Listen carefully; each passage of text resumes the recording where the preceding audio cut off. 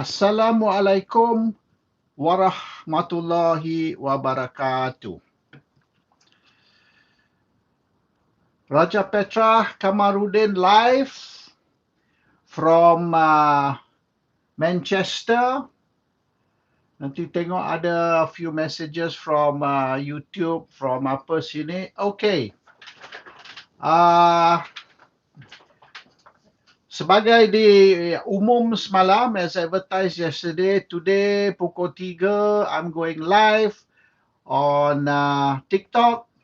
I think TikTok, kalau tak salah, is here. And YouTube, I think it's here, if I'm not mistaken. Is this YouTube? And this is Facebook. Yeah. So I got 3 channels here. And tapi I tengah duk struggle which is YouTube and which is Facebook. I think this is Facebook yang I duk pointing. Can somebody post a message? Yes, this is Facebook. Or is it YouTube? Anyhow, I'm confused now. Oh, this is YouTube. Okay, sorry. This is YouTube and this is Facebook, yeah? The one I'm pointing now is ni apa? Okay. So I got 3 channels now because for the simple reason is hari tu when I went live, my TikTok kena block. Dia orang kacau TikTok. So dari dulu 2005 jatuh tak sampai 200 saja yang orang boleh masuk. And then ramai tak terima dia punya notice atau dia punya announcement that I'm going live. Anyhow, if you have problem with TikTok, TikTok is apa ni my TikTok is Raja Petra Kamarudin. My apa ni YouTube is Raja Petra bin Raja Kamarudin, and my Facebook is Malaysia Today. So any one of those 3 you boleh itulah, you boleh access and you can follow. So kalau TikTok dia orang dok kacau, tak boleh masuk, you can jump to YouTube or you can jump to Facebook. Actually YouTube live ni I'm just only sekarang ni learning how to use. First I did TikTok live, struggling juga how to switch on, how to switch off dan macam-macam lagi. So after ni I dah 2-3 kali buat TikTok, I tambah masuk Facebook. And Facebook maknanya I pun dah more or less lah reti dah nak guna. And then of course now today I'm starting on YouTube as well. So I ada 3 phone ni actually ni, trying to manipulate 3 phones at the same time, multitasking lah. Plus also I have got my 4th phone ni, which is my wife's phones for any urgent message from my moderator. I ada moderator ni. So in case ada urgent, kata macam hari tu line down ataupun my TikTok is lagging, maknanya you get to see me only after I talk, or my mouth synchronization tak sama dengan sound, So then my moderator will tell me lah something wrong. That day I kena shut down and log on balik to TikTok to get the thing going. Anyhow, today I don't know whether you all can see my cap. We are all aliens, we are all aliens somewhere, I think it's called. Yeah, we are all aliens somewhere. This cap ni I baru dapat. I actually banyak cap ni. I got berpuluh-puluh cap. But I just got this cap last night, in fact. And this cap is from a concert which is famous and infamous both at the same time. Famous dan controversial, Coldplay. So this Coldplay punya, I just curious to know lah, what's the brouhaha about this Coldplay kan? Sebab Elton John is very popular, dan I'm sure kalau Elton John buat show dekat Malaysia ni, he's sell out lah, mungkin 3 hari punya concert, tak cukup tiket nak jual. And Elton John ni is masa Lady Diana punya funeral, ingat tak Lady Diana? King Charles punya isteri pertama sebelum yang sekarang ni, yang Queen, pasal dia dah King Charles, so he's now Queen. She's now Queen. Maknanya tak ada hal. He was invited to play in the cathedral and he even composed. Dia karang lagu special untuk Lady Diana. And tak pun lah timbul kata, why, ni Elton John dibenar masuk cathedral, apa ni, St. Paul's Cathedral, and menyanyi masa funeral Lady Diana. And some more compose song. Maknanya he is a gay. He's married to another man and this and that. So tak adalah di sini England ni. Your lifestyle is your lifestyle. As long as you tak kacau orang, dia orang tak kisahlah apa you buat. Kalau you nak kata, dari segi apa agama lah ini tak boleh. Kalau nak segi dari segi agama, Yahudi pun tak boleh. Kristen pun tak boleh. Dulu dia orang hukum bunuh juga masa kalau you terlibat dengan abnormal activities and so on. Tapi now sekarang British ni dan ramailah negara barat ni, they focus on the more important issues lah. Lelaki nak tidur dengan lelaki tak jadi isu lah bagi mereka sini. Sebab yang penting ni whether we got good education system, whether anak kita, cucu kita, masa depan mereka ni terjamin, and whether maknanya kesihatan, our healthcare system, tak mau orang mati sakit, mati disease or mati COVID. Dan dia orang kata lepas ni World Health Organization who has boleh katakan declare COVID ni no longer an epidemic, but they're warning that expect a worse epidemic to come in future, satu epidemic yang lebih teruk, lebih dahsyat dari COVID, dan lebih ramai orang akan mati seluruh dunia sekali ni, and tak mustahil kalau macam katalah 10% dari, kalau 10% tu we're talking about 500 million or 600-700 million rakyat seluruh dunia. That's very serious, sangat-sangat menakutkan. But so people are more concerned, am I going to die tomorrow? Ataupun Russia dengan Ukraine ni perang melarat ke Europe, and then they send a missile ataupun they send a rocket to Manchester. Jadi besok you find no more life from RPK, dia dah mati kena Russian rocket blow up Manchester. So anything can happen lah. So yang penting ni the quality of life and the future of our next generation, baik anak ke baik cucu. Saya ni cucu lah, umur saya 73. My anak is all on their own, all surviving okay.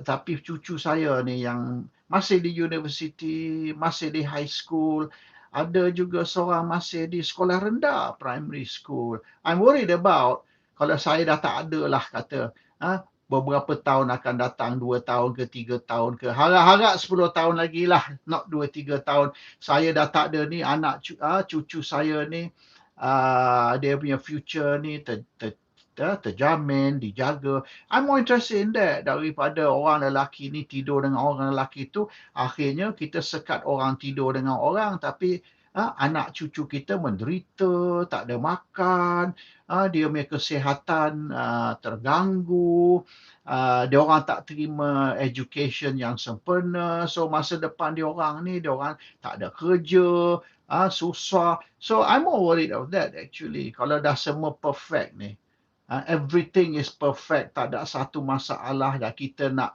mula bergaduh tentang benda yang remeh bagi saya lah, dan okey lah. Ini kita ni kadang-kadang, especially orang Melayu, kita duduk bergaduh sebab orang ni pergi semayang kat masjid, dia tak pakai kepiah. Dia tak pakai songkok, dia tak pakai kepiah. Macam mana ni dia semayang ni, songkok tak ada, kepiah tak ada. Tapi dia tengah semayang pakai seluar pendek, nampak peha. Yang tu kita tak bincang pula. Sepatutnya isu kepiah topi ni is not important. Dia duk semayang pakai seluar pendek. kepiah dengan topi ni tak wajib. Masa kita buat haji tu, kita pakai ihram. Haram tau, tutup kepala. Haram. We cannot close our head. Baik topi. Ada yang mazhab lain ataupun even Syiah tu, dia orang payung pun tak pakai. Panas punya panas, dia orang tak pakai payung. Dia jalan macam tu tengah panas. Dalam kepala cukur, topi tak ada, payung tak ada. So they run the risk of heat stroke. Tapi bagi dia, payung tu pun dianggap tutup kepala. Tu saya kata topi lah. Kita ni mungkin mazhab orang Melayu ni tak apa, you see. But so that's the issue. Yang penting ni nak tutup kepala. Yang penting ni tunjuk peha sewaktu semayang. That's more important issue. Tapi kita duduk sibuk pasal pakai topi biru macam Raja Petra ni ke, sepatut pakai kopiah putih bukan topi biru. Topi biru ni, Barisan Nasional ataupun PKR. No, tengok ni, saya punya badge ni, Love in Green, Love the Green Wave. This is not a Barisan or PKR punya biru topi. It's a Coldplay punya topi. Okay. So that's my pembukaan, nak beri peluang kepada orang ramai sikit come online. I don't know sekarang ni nampaknya TikTok ni 500, and then on YouTube and ni dalam 800, 600. So there's quite a few people online. So I can stop this chit chat and go to issue of the day. First issue of the day, which I tak sangka saya nak discuss, tapi oleh kerana perkembangan terbaru berlaku pagi ni, orang duk sibuk debate isu Lim Kit Siang dapat Tan Sri. Orang Melayu cukup marah. Tapi saya check lah dengan ejen saya. Saya ada my Chinese, boleh dikatakan pasukan preset. I got my own Chinese pasukan preset. They are my intelligence unit lah. And my intelligence unit ni, bila ada isu, I bagi dia orang assignment 24 jam, I nak feedback. I want the intelligence report dari mereka, apa perkara yang I suruh dia siasat lah. So last night I suruh lah, can you please investigate for my live today? I give you 24 jam to come back to me and tell me the Chinese sentiment tentang Lim Kit Siang dapat Tan Sri ni. So I want to know. Because Melayu I tahu. Melayu ni, apa benda ni, mencemar ni. Come on. To me, Tan Sri itu, kalau betul-betul Tan Sri itu, you bayar 500,000 boleh dapat. Banyak toke-toke Cina tu dapat Tan Sri itu dengan bayar 10 juta commission bawah meja. Saya tak heran lah, Tan Sri ke Datuk Sri ke, mungkin tone tu susah sikit lah nak bribe, you see. And saya tak mau lah maknanya kutuk orang dapat tone. I mean, bukan sebab Tun Dr. Mahathir ataupun Tun Abdullah Badawi atau Tun Musa Hitam. It's not because of that. My grandfather pun dapat Tun. My grandfather bukan saja dapat Tun tau. Dia dapat Sir. Tapi dia dapat Sir dulu. Semasa tu dari Queen Elizabeth. So dia dapat Sir. Lepas tu dia dapat Tun. So he was called Sir Tun Raja Sir Tun Uda. So Raja dulu, Sir nombor 2, Tun nombor 3. So Raja Sir Tun Uda, because he is Raja first. He was born Raja. Lepas tu Queen bagi Sir. Then Kerajaan Malaysia bagi Tun. So the Raja is first, the Sir is second, the Tun is third. So saya tak mau kutuk lah sebab my grandfather memang berjasa kepada negara. In fact, masa perang Jepun tu, dia bawa lari Sultan Selangor. Sultan Selangor yang jadi agung yang kedua selepas merdeka. Kita the second agung 1960, tahun 60. My grandfather dapat dilantik agung. Tapi semasa perang Jepun dulu, Jepun masuk, my grandfather bawa lari Sultan, masuk hutan, takut Sultan tu dinyaya, dizalim atau dipancung. So akhirnya Jepun duk carilah Sultan Selangor ni merata. Mana dia Sultan Selangor? And my grandfather keluar dari hutan. My grandfather surrender ke Jepun, and my grandfather bagi tahu Jepun, dia telah bawa lari Sultan, selamat dalam hutan. Kalau ada jaminan dia tidak dicedera ke, dibunuh, maka my grandfather kata dia akan bawa keluar Sultan. Sultan tu cousin dia, sepupu. And semasa tu my grandfather is penasihat. Sebab my grandfather ni, he speaks perfect English. In fact, dia speak English ni macam Sir Winston Churchill. I say, old chap, how are you today? So Sultan ni tak cakap. Dia tak boleh cakap English. So my grandfather was his penasihat. And also semasa tu protector lah. So Jepun bagi jaminan lah, he will not be harmed, bring him out. So my grandfather bawa lah Jepun keluar. Bawa Sultan keluar dan serah kepada Jepun, surrender kepada Jepun. Lepas tu Jepun nak pancung my grandfather. Sebab my grandfather ni dianggap sebagai tali barut British. A British running dog. Sebab my grandfather dulu Menteri Besar Selangor.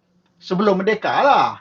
And also he was advisor to the Sultan. So dia kira orang berpangkat lah. Di bawah kerajaan British. So you are British running dog lah. Tali barut British lah tu. So Sultan Selangor bila tu dia cepat-cepat pergi jumpa Jepun dekat headquarters. Jepun headquarters tu is dekat Bel Retiro. Sekarang ni dipanggil Kakosa Sri Negara. Dulu headquarters Jepun. So Sultan Selangor pergi sujud tau. Sujud depan Jepun. Jepun terkejut sebab bagi Jepun ni the king is considered God tau. Macam Emperor Hirohito dulu. That one, dia orang tu makna they harakiri in the name of the emperor and all that. So they got shocked, and suddenly the Jepun pun terseretak and they gave lah pengampunan. Sama macam Mahathir bagi ke Anwar dulu selepas pilihan raya 2018. So my grandfather was spared lah. Jepun dah ambil keluar pedang dah nak chop kepala my grandfather dulu. So that one is so lepas perang tu my grandfather diberi Sir lah oleh Queen and then he got throne. So yang saya tahu ni Sir dengan throne ni saya dengar lah ada kat skandal Boris Johnson ni bantu kawan-kawan dia dapat Sir, tak tahulah. Sini pun ada isu-isu beli Datuk ni. And so what happened was eventually he was knighted, given throne. So it is dulu lah. Dulu is for a good cause. Maknanya you betul-betul berkhidmat, you gadai nyawa you untuk negara, untuk bangsa dan you diberi gelaran. Sekarang ni kalau you orang kuat UMNO, you orang kuat PKR, you baik dengan Anwar Ibrahim, you baik dengan Ahmad Zahidi, Ahmad Zahid Hamidi, you dapatlah gelaran dan sebagainya. But not before. Before memang susah.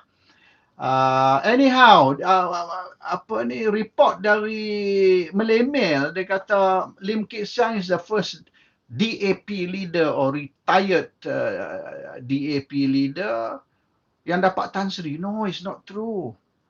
The first ex-DAP or retired DAP leader was Lee Lam Tai. Lee Lam Tai bukan saja dapat Tan Sri, tapi juga dia dapat Tan Sri Datuk Sri Panglima also. Lagi tinggi itu. And saya tahu masa Lee Lam Tai duduk dalam DAP lagi dulu, memang UMNO ataupun to be more exact Tun Dr. Mahathir Mohamad runding dengan Lee Lam Tai, pujuk Lee Lam Tai keluar dari DAP. Itu saya tahu. Sebab Toke Toke Cina ataupun multimillionaire, dia kalau Cina tu multimillionaire biasa baik dengan Mahathir. Kroni dan proxy Mahathir. Bukan saja kroni, proxy. So you have to be, if you're a millionaire, you have to be close to the Prime Minister. You tak boleh millionaire atau billionaire and then you nak menentang Prime Minister. So cannot, especially kalau Cina. Dia orang close dengan Mahathir. Any Prime Minister lah, tak peduli Prime Minister baik Anwar Ibrahim ke, millionaire Cina kena baik dengan Perdana Menteri, kena rapat dengan Perdana Menteri. Tetapi mereka juga beri bantuan kewangan, financial support kepada pembangkang also. So dia makan dua belah lah. The Chinese told me, ini Cina cerita. So I don't know, dia kata it's better to drink 2 cups of tea than 1 cup of tea. They keep telling me that. Why kita nak minum 1 cawan teh apabila kita boleh minum 2 cawan teh? There's a Chinese punya proverb lah. Confucius say, 2 head better than 1. Especially if on the same coin. So bila you 2 head, you menang lah, tak kisahlah mana pergi. When you flip the coin, because it's 2 heads on the same coin, both ways, you will still win. So it is a survival instinct. And, and of course lah, my mother-in-law is Hokkien. My mother-in-law asal dari Phuket. Phuket tu di Thailand tu is considered Hokkien punya town. And then ramai orang Hokkien migrated to Penang. So when my wife was born tu, Marina was born, they were already in Penang. Also Hokkien. So I can say on my wife's side, we are from the Hokkien family lah. And Hokkien family are very enterprising. Dia orang ni otak business. That's why Phuket tu tengok thriving. Oh, hari ni I dengar Phuket ni banding dengan dulu masa kena tsunami. Now Phuket is booming. Better than Bangkok dah sekarang dia orang kata. Penang dulu. Penang is booming. Sekarang ni lah since maknanya DAP ambil alih, mula-mula MCA, lepas MCA gerakan, and after gerakan tu Penang dah jadi macam quite a backward place lah. Saya ingat lah, saya masa primary school setiap cuti sekolah saya duduk kat Penang. And rumah yang saya duduk kat Penang tu rumah Governor Penang sekarang tu. Kalau pergi tengok, that's where I used to spend my childhood, at the residency lah, Penang residency. So I know Penang masa tu. I almost grew up in Penang lah, during school holidays of course lah, and during non-school holidays too, I was Rakyat Republic of Bangsa. So I know the Bangsa culture, I know the Penang Hokkien culture lah, and Penang punya Hokkien ni kedekut gila. Of all the Chinese, the Hokkien are very itu. And that's why Hokkien Chinese ni, dia orang tak senang-senang belanja duit. They save the money. They make the money grow. And wherever they are, the place also will grow. Baik Penang, baik Phuket dan sebagainya. So anyhow, these Chinese tycoons, or rather this Chinese tycoon told me, Mahathir bagi dia assignment. We were having lunch at that time. Mahathir bagi assignment, suruh negotiate dengan Lee Lam Tai. Sebab Lee Lam Tai is not happy. Lee Lam Tai dia nak suruh dia keluar dari come out of DAP and then form his own sorry, I had a message. And form his own NGO. So dia suggest what? Lee Lam Tai ni pursue social issues. Focus on social issues.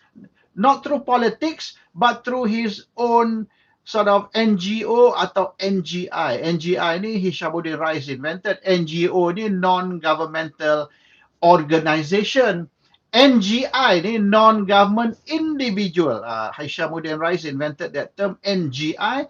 As an NGI, you go and pursue social issues, especially involving Chinese, issue China. And you come to the government, not as a pembangkang, not as a politician or as a pressure group, but as a friend of the government individual. So when you're a friend of the government, but not part of the government, not in the government, friend of the government, bila you mari cerita ni, more people want to hear what you have to say and more people will want to accommodate you because you ni bukan hostile, you ni bukan benci kerajaan, you ni bukan lawan kerajaan, you nak bantu masyarakat you. Ataupun masyarakat tak kisahlah Cina, India ke, Melayu ke, as long as in the community need help and you want to do something, tak kisahlah, maybe the fella hilang surat beranak, tak boleh nak dapat IC, so now stateless because bila tak ada IC tak boleh sekolah, so nak minta bantuan. So that kind of thing, you come, we can help lah. Kita akan suruh Jabatan Pendaftaran selesaikan kes ni, so the stateless becomes a Malaysian citizen and things like that, sebagai contoh lah. So what happened was he agreed. He agreed partly because, and the reason Mahathir pergi suruh toke China, this millionaire, my friend tadi tu, pergi join, abai pergi, bincang dengan Lee Lam Tai, because Lee Lam Tai is not quite happy with the direction DAP is going. And not only the direction, tapi the strategy yang DAP adopt ni untuk kononnya nak membantu masyarakat Cina. Bagi Lee Lam Tai, we can achieve a lot for the Chinese or even for the Malay ke Indian ke if we negotiate rather than we go into confrontation with the government. Tapi problem DAP ni, to negotiate with the government, bukan satu pilihan. We have to confront. We have to go into confrontation dengan kerajaan kalau kita nak dapat sesuatu. The reason is this. The government has MCA. Okay? MCA banyak ni tycoon, millionaire, billionaire, di dalam MCA. So, dia orang banyak boleh pergi derma ke UMNO. In fact, Tengku Abdul Rahman used to say, kalau tak pasal toke Cina, UMNO tak boleh nak memperjuangkan merdeka. This Tengku Rahman said. Without the Chinese, UMNO will not have money to fight for merdeka. It's the Chinese who gave us. So we cannot forget that walaupun you kata, oh, merdeka ni diperjuangkan oleh UMNO, orang Melayu. Tapi tanpa duit, it's like say, I have got 10 kereta kebal. Tapi 10 kereta kebal, you tak ada minyak. Kereta kebal duduk sadai dekat tepi jalan. There's no petrol for the kereta kebal to fight. So you also need minyak. Setakat kereta kebal tanpa minyak, jadi apa? You can't do anything. So what happened was MCA came out with the funding, ataupun tycoon China came out with the funding to allow UMNO to fight. You might not have heard the saying, an army fights on a full stomach. An army cannot fight on an empty stomach. Itu saying, itu ada dua makna tu. Fight on a full stomach tu maknanya, kalau yang orang biasa, training askar tahulah, bila you nak lawan dalam hutan, you kena merangkak. You tak boleh berdiri tegak. Kalau you berdiri tegak, bang, bang, bang, habis. All our soldiers will be dead. So you have to crawl on your stomach supaya you tidak kena tembak.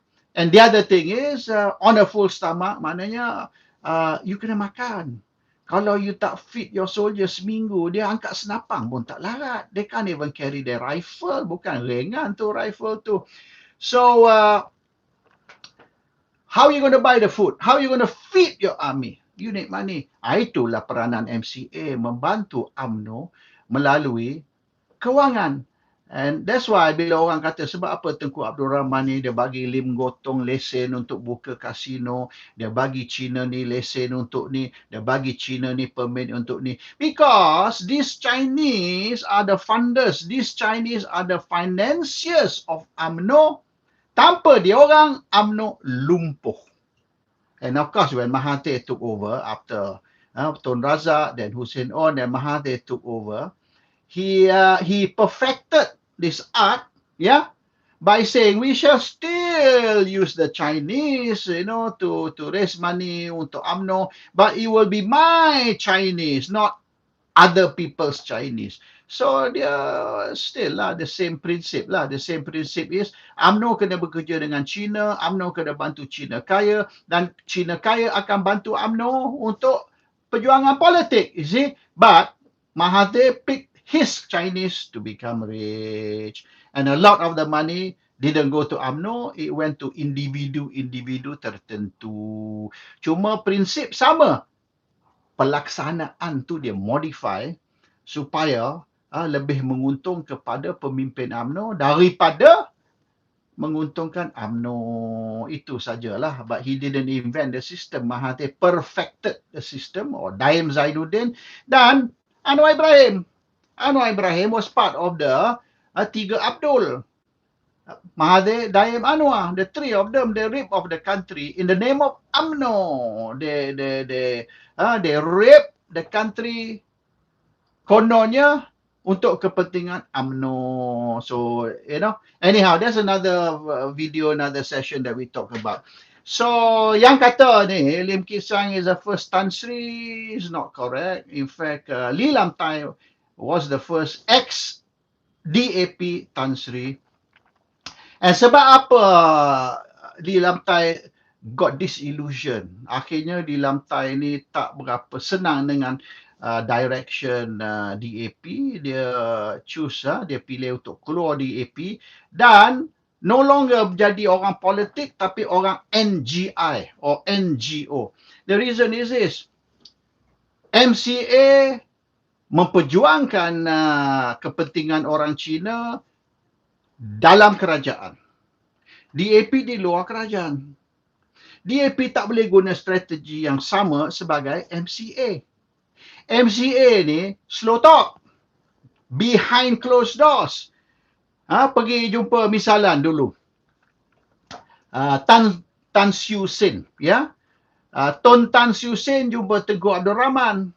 Ini kalau orang yang suka membaca, suka beli buku dan suka read up about history, dia orang tahulah. Tun Tan Siew Sin jumpa Tengku Abdul Rahman, negotiate dengan Tengku Abdul Rahman, I want this for the Chinese because MCA ni perlu sokongan China. Kalau China tak sokong MCA, MCA akan jadi hidup tak mau, hidup segan mati tak mau pati.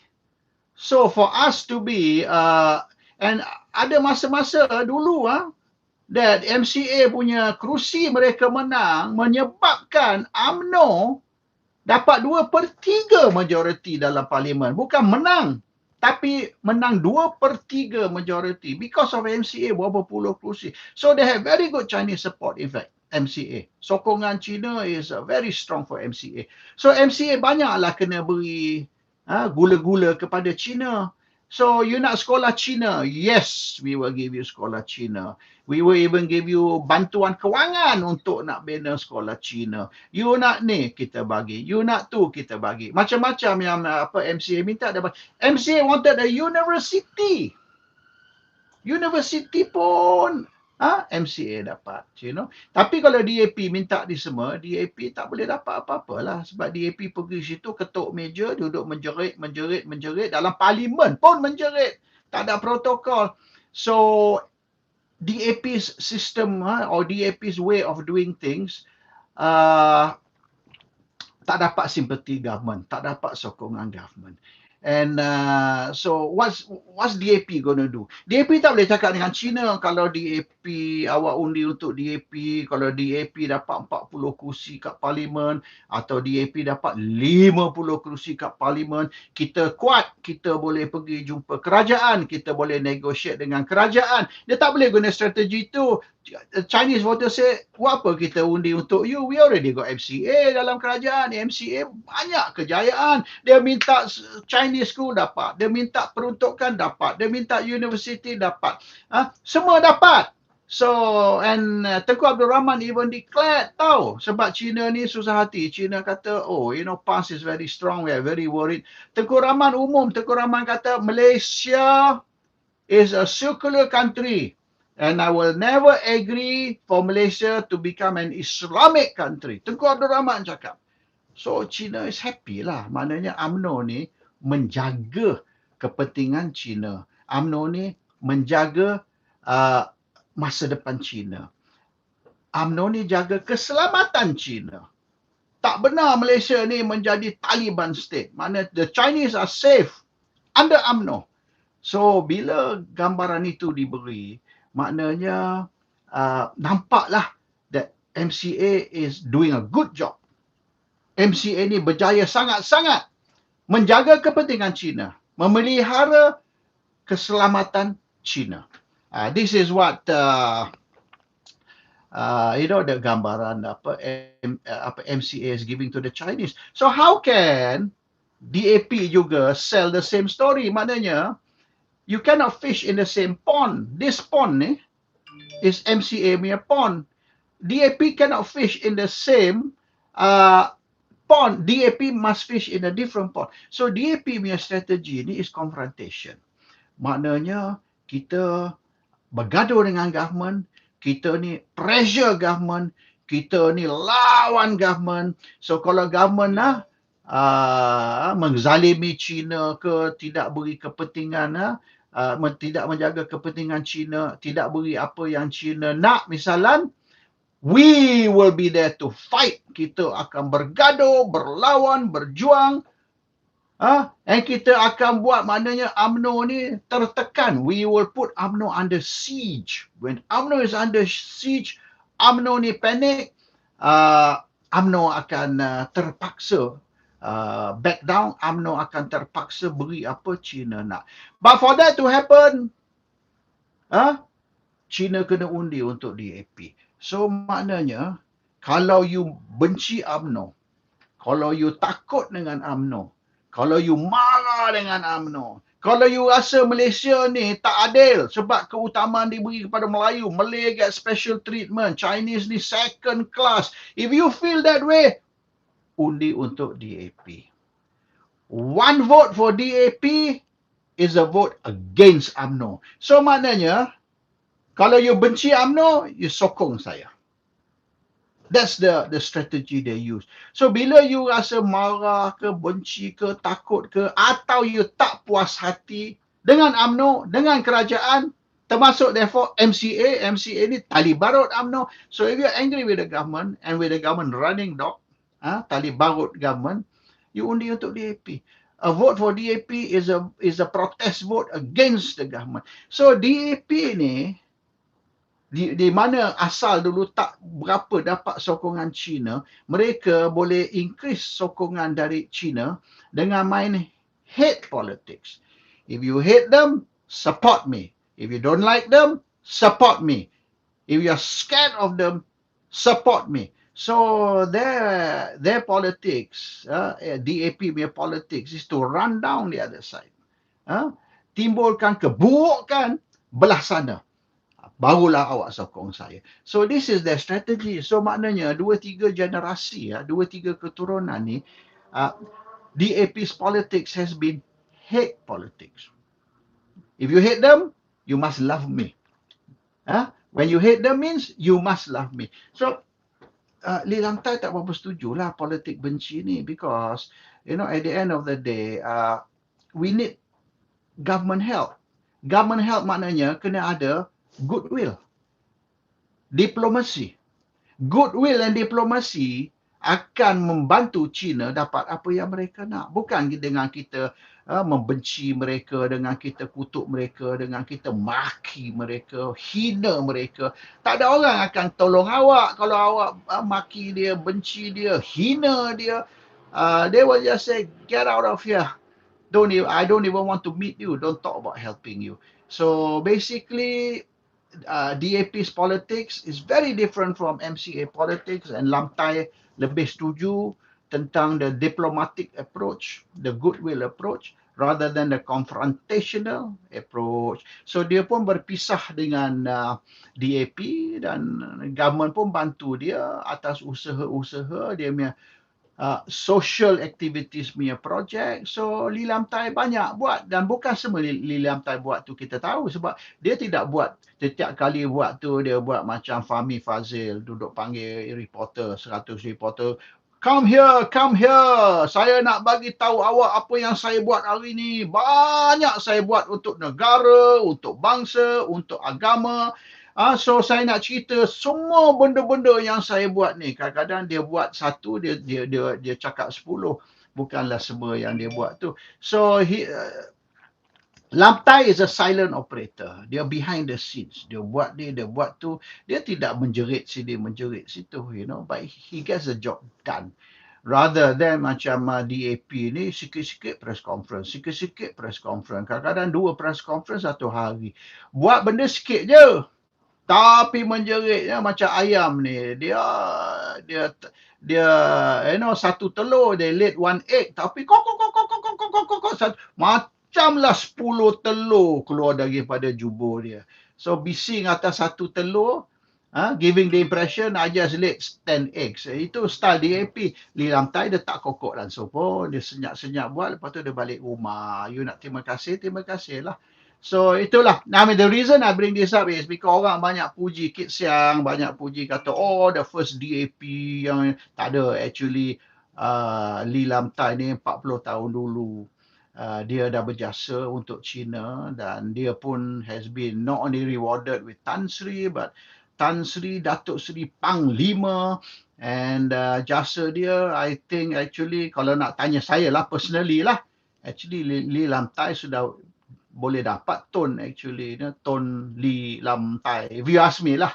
Tapi ialah Tun tu ada kuota, so dia kena tunggu seorang mati baru boleh bagi seorang lagi lah. Dia bukan macam Tan Sri ni, dia boleh 100, 200. I'm not sure. Tun ni berapa puluh ada, I haven't checked the latest lah. Dulu I was told about 2-30, but I'm not sure lah sekarang. So that one is a story, panjang cerita tentang Tan Sri dan macam mana Li Lam Tai dan sekarang ni Lim Kit Siang. Tapi saya rasa dah oleh kerana apa Lim Kit Siang is now a Tan Sri, maybe he should slow down sikit lah on this hate speech. Asyik duk bangkit kebencian, slow down and maybe become more like Lam Tai lah. Li Lam Tai ni maknanya biar Lim Kit Siang buat social activity, social project, pergi bantu sikit orang-orang yang perlu bantuan. Ramai tu orang pasar malam tu, ini peniaga-peniaga kecil tu, bukan saja China, India, even Melayu, the small time traders ni menderita tahu.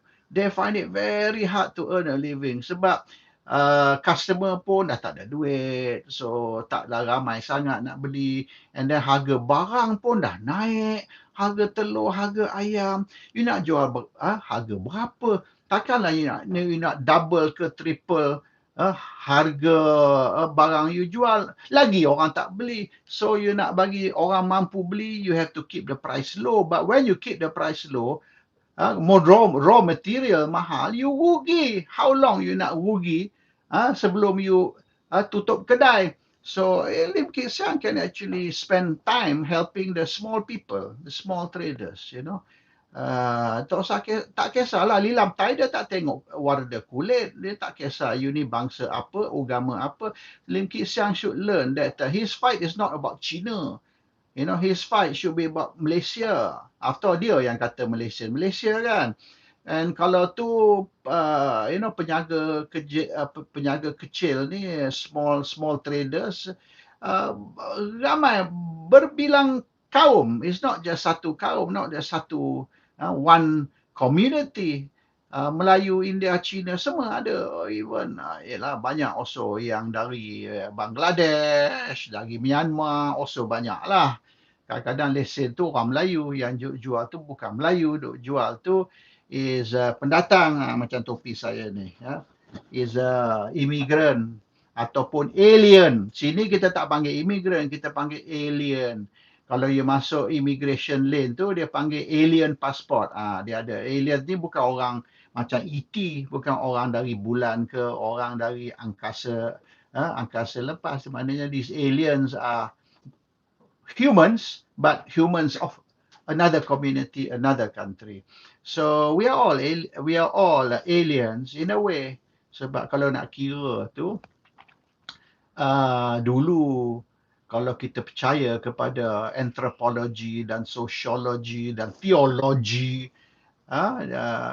which Malaysians mungkin tak berapa minat lah. We all know that we all came from one place.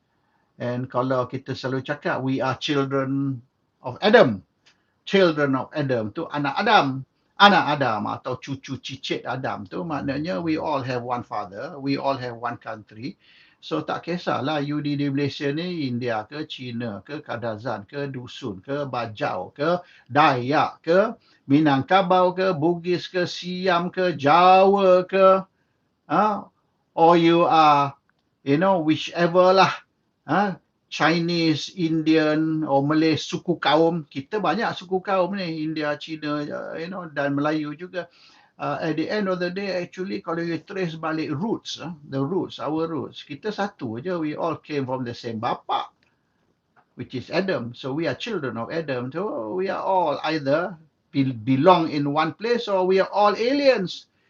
Termasuk orang Melayu pun kira alien, pendatang dari somewhere lah, tak tahulah mana kalau you belajar anthropology, sociology, theology, or even philosophy, then you will understand lah that nobody actually can claim. The question is who came first. I mari sini pukul 10 pagi, you mari pukul 4 petang, so maknanya I lah legitimate because you came pukul 4 petang selepas saya datang pukul 4 pagi, pukul 10 pagi. So the argument about who owns the land is based on ikut jam tangan lah. Jam tangan you, what time you came, what time I came, or what year you came, or what year I came. That's the argument. And it's the same macam isu Penang sekarang bergaduh. Penang ni hak siapa? Penang ni hak Kedah. No, Penang bukan hak Kedah. Dia buat polis report pula terhadap Menteri Besar Kedah. Sebab Menteri Besar Kedah ni ada interpretasi baru tentang sejarah. So we kata no, actually Penang ni bukan hak Kedah. Yalah, Kedah pun bukan hak orang Melayu. Kedah ni actually hak Siam.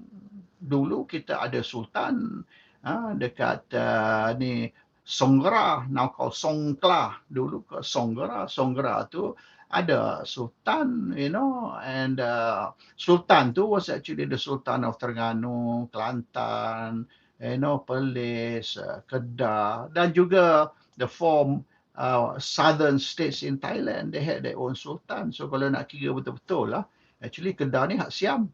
So apa kita duk gaduh ni kata Penang ni hak Kedah ke, Penang ni hak DAP, when actually both Kedah and Penang hak Siam. So kalau you nak turn the clock back, you nak go back to the future and nak debate who owns what, akhirnya we will say that the descendants, anak cucu cicit Adam owns everything. So neither Melayu, China nor India actually owns any land in Malaysia.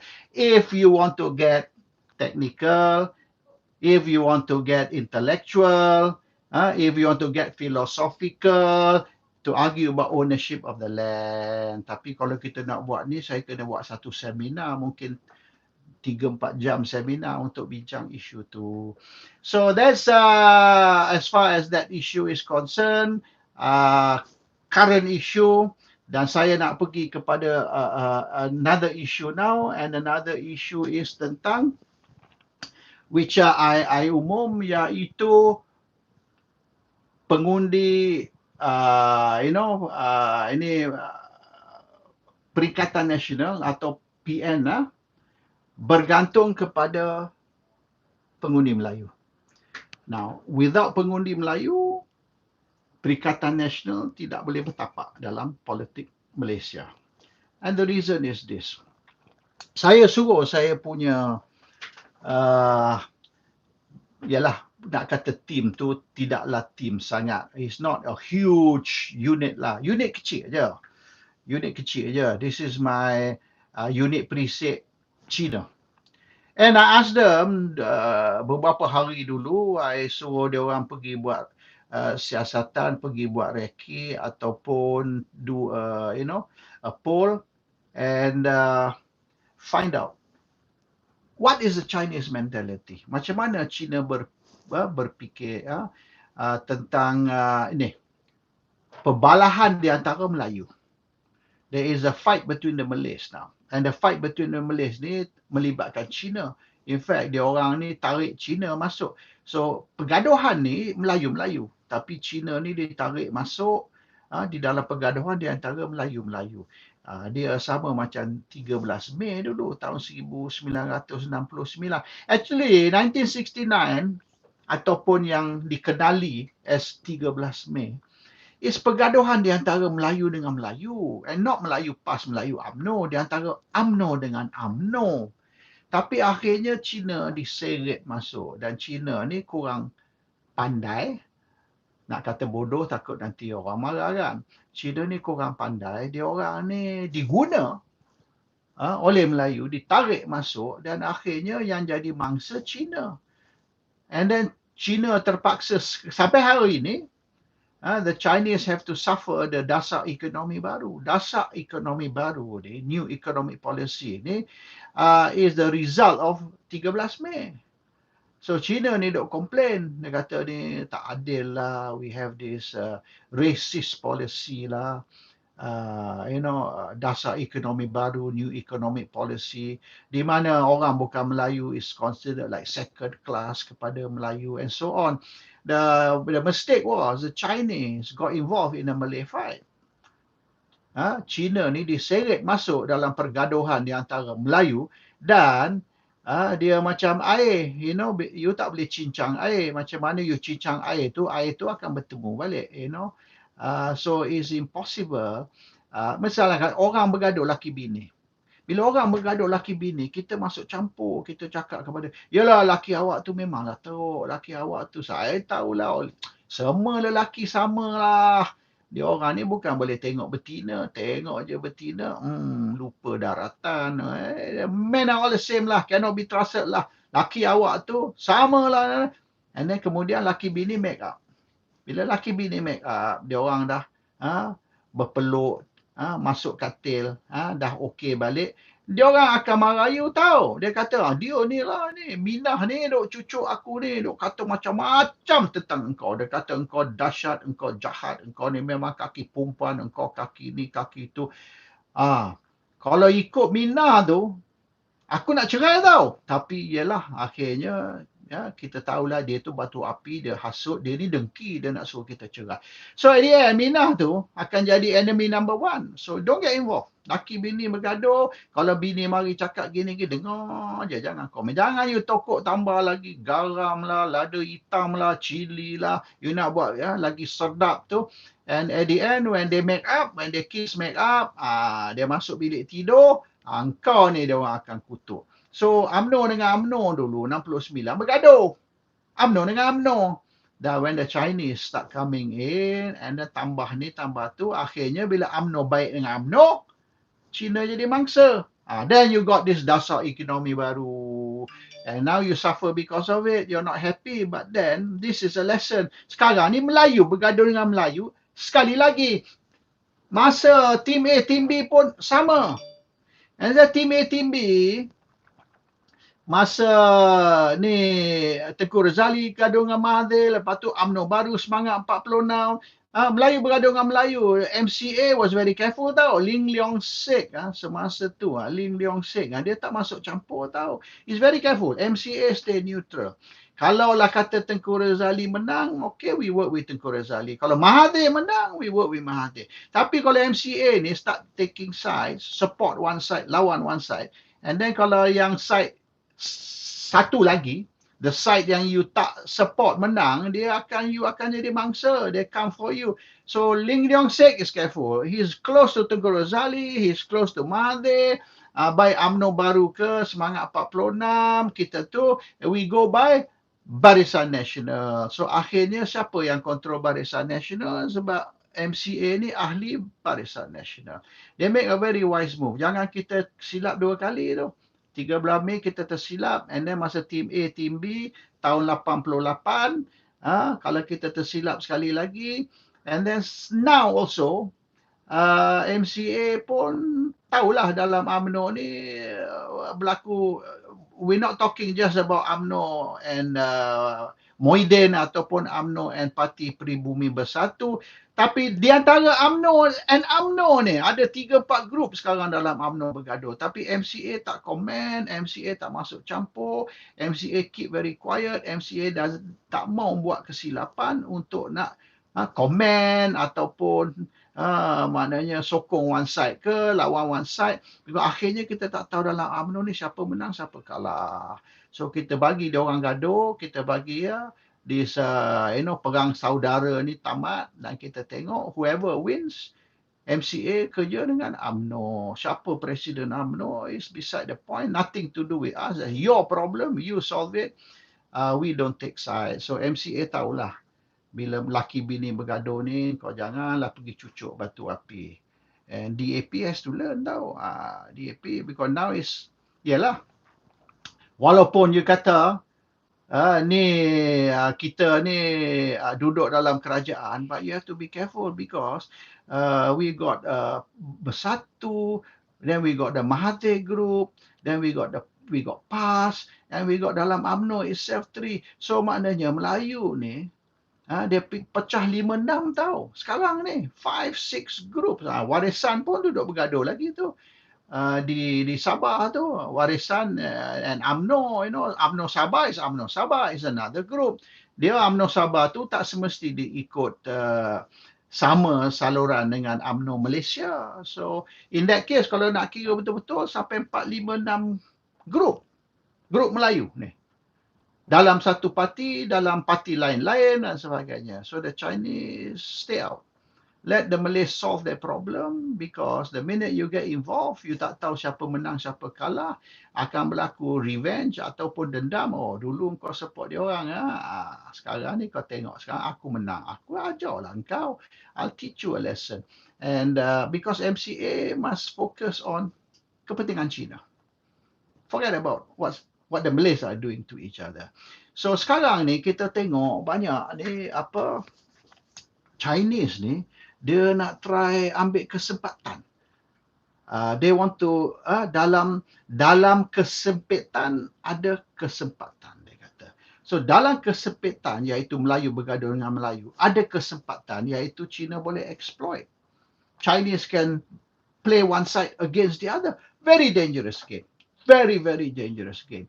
Because akhirnya kalau Melayu bersatu, what are you going to do? You harap Melayu berpecah sampai ke doomsday, sampai ke kiamat. It might not happen. It might be satu hari, tak lama lagi, bila Melayu nampak perpecahan ini merugikan Melayu, dan mereka tengok kaum bukan Melayu ni untung kerana orang Melayu bergaduh, orang Melayu pecah. They might decide, okay, stop, kita kena berdamai, kita kena bersatu, sebab kalau kita gaduh sama-sama kita, bangsa lain, orang lain akan untung. Akan berlaku kesedaran tu. Sekarang belum lah, sebab banyak ego. When you're talking about egos, you tak boleh talk about rationale. You tak boleh talk about logic, common sense. Ego is ego, full stop. Benda yang tak logik pun dia buat. Benda yang tak masuk akal, no common sense pun dia akan buat. Because ego ni mengatasi semua. Mengatasi logik, mengatasi common sense, mengatasi akal dan sebagainya. Tapi bila orang yang ego besar tu, bila dah dipancung, dah tak ada dah, kita potong leher dia, they are gone, and then yang lain tu akan kata, okay, let's look at this with logic, with common sense. Mari kita guna akal ni, untuk ni kita nak kaji perkara ni dan kaji apa yang perlu kita buat. But you have to pancung first yang kepala ego tu, 2-3 tu. Get rid of them, because dia orang ni ego tu, mak sendiri pun dia orang jual. Ego punya pasal. Anak dara dia, daughter dia pun, dia boleh bagi orang pakai kalau ikut ego. So it's very difficult. Orang yang ego ni, you cannot reason with them. Susah nak bercakap dengan orang ego. Sebab mereka tidak guna otak. Mereka guna ego. Pasal itulah agama Kristian, ego ni, vanity, pride, is considered cardinal sin tau. Dosa yang terbesar sekali. Ialah ego, pride, dan sebagainya, vanity, So orang yang ego ni, agama lain pun, lain pada Islam ni, mengutuk sebagai dosa yang terbesar sekali. Sebab ego ni boleh merosakkan satu negara, satu masyarakat. Tengok Adolf Hitler tu. Adolf Hitler tu ego tu. Germans are the superior race. Germans are maknanya bangsa yang teragung sekali dalam dunia. Akhirnya, kerana ego tu, 60 juta rakyat mati. 60 juta. 60 million people died because of Hitler's ego. Ego seko tu. So ego is very dangerous. Ego boleh menyebabkan satu masyarakat terkorban. And this is the problem now. So when ego is deciding apa yang mereka buat, kita jangan masuk campur. Sebab the minute benda tu tamat, the person with the ego hapus, and orang lain yang ambil alih ni mengguna common sense, mengguna akal, mengguna logik, maka mereka yang menjadi batu api itu akan dihukum. That's going to happen. Saya pun kalau kita bergaduh sama-sama adik-beradik ke laki bini dan ada orang mari cucuk tu, bila kita dah tu, you watch it, you're now my enemy, you know. I akan cari satu cara nak balas dendam dengan awak. It's normal lah. The next thing after ego is anger, kemarahan. Itu pun boleh mengatasi ke semua-semua. Kita boleh bunuh orang kerana marah, padahal kita bunuh orang tu kita akan digantung. Masa kita nak bunuh orang tu, kita fikir ke tindakan kita ni akan menyebabkan kita mati? Tak fikir. Marah ambil pasal, bunuh je. So what happen lepas you bunuh? So what happen later? Lantak pergi lah. Aku marah, aku tak kisah dah. Ini orang Melayu kadang-kadang tu, bila dia ambil keluar keris, dia nak tikam je. Sebab apa? Ini maruah orang Melayu. Saya rela mati kerana orang Melayu. Akhirnya kau bunuh orang, government tangkap engkau, gantung awak pun mati. So apa yang awak dapat? Ada ke satu negara ni berubah? Tak. Awak bunuh seorang, kerajaan bunuh awak, 2 orang mati, life goes on, negara berjalan seperti biasa. Tapi pasal awak punya ego dan awak punya anger, kemarahan, awak buat benda yang awak kesal lah kemudian. So now the problem is this, isu politik Malaysia ni, I'm not trying to be racist ataupun menimbulkan racism, tidak. This is called reality, real politik, reality. Banyak ni, especially orang UMNO dan orang PAS juga, saya tengok banyak ni hidup dalam dunia khayalan. They are living in fantasy land, fantasy world. Bercakap tu, maknanya dia punya nafsu tu besar dari dia punya upaya.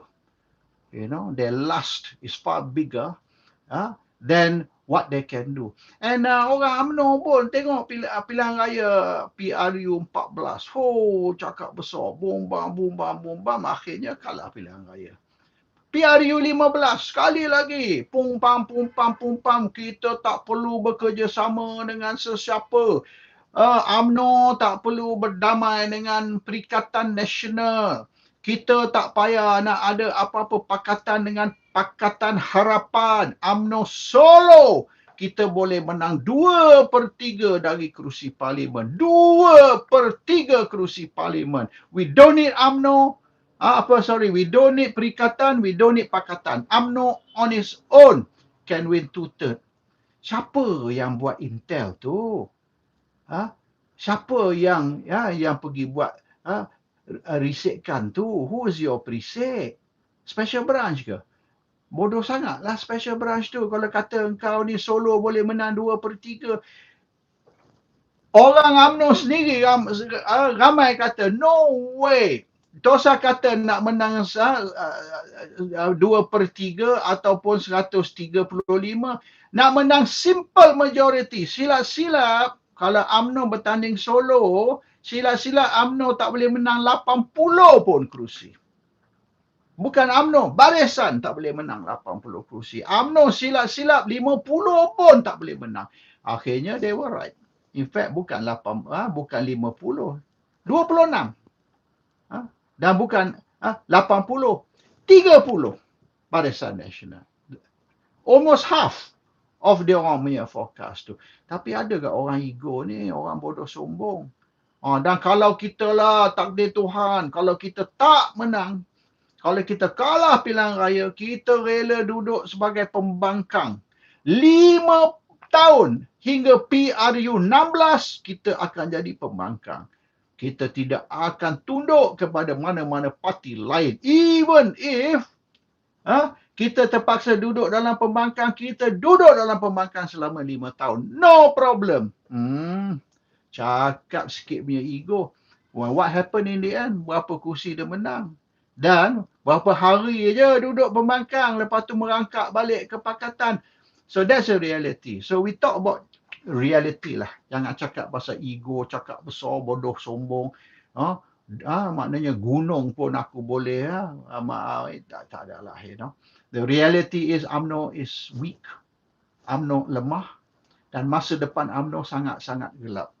Kalaulah dia menang 26 kerusi, PRU 15, kalau dia orang tak ubah sikap, PRU 16 ni, jangan cerita tentang berapa kursi UMNO boleh menang. Kita cerita tentang UMNO boleh masih wujud ke tidak? Will UMNO still be around? Will UMNO still exist or not? Don't talk about how many seats. Talk about are you still going to be around. You boleh bertanding tak pilihan raya? Sebelum you boleh menang, kena bertanding pilihan raya dulu. Tapi if you don't exist, satu kursi pun awak tak boleh menang sebab awak tak bertanding satu kursi pun. That's reality. Jangan cakap besar. Jangan you tepuk dada macam apa ni. Macam Tarzan. At the end, the reality is you're on the way down. You're on the way to your grave. UMNO ni hanya menunggu kain putih untuk kita nak kapan dan kita nak kuburkan dia. That's the reality. Dan sekira UMNO tak sedar, sekira UMNO tak wake up, that's going to be the forecast. Unless UMNO bangun dari dia punya khayalan, from their daydream, dan dia buat perubahan, which involves perubahan termasuk bukan je perubahan sikap, tapi perubahan pucuk pimpinan also. Because you cannot do the same thing again and again and expect different result. You tahu tak definasi gila? Lunacy. Lunacy, kegilaan. Definasi lunacy, doing the same thing again and again and expecting different result. Maknanya you buat benda ni pada tahun 2013. Tengok what happened. Turun.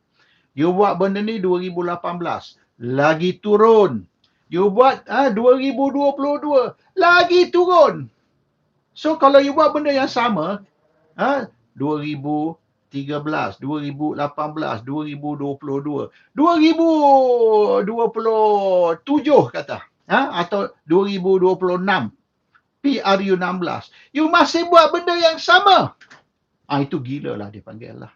You check dictionary, definition of lunacy, kegilaan. And so if you want to, untuk the fourth pilihan raya yang keempat, okay, 2018, 2013, 2018, 2022, 2027, you masih buat benda yang sama, maknanya lebih baik you jangan buang masa, tunggu PRU 16, you just buy a gun, bang, commit suicide, harakiri sekarang. It's less embarrassing than to watch you get dragged into the mud, which is what is going to happen.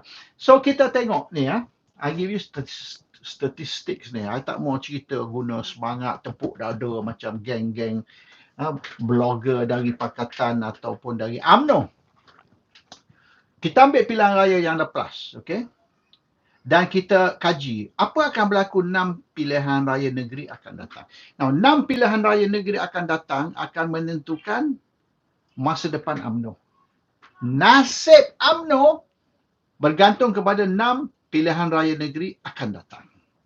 If UMNO survive 6 pilihan raya negeri, ada harapan UMNO boleh survive untuk PRU 16.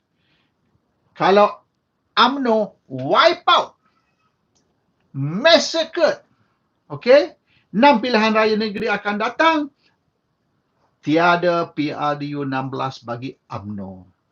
Tak payah ceritalah PRU 16. There's no PRU 16 for you.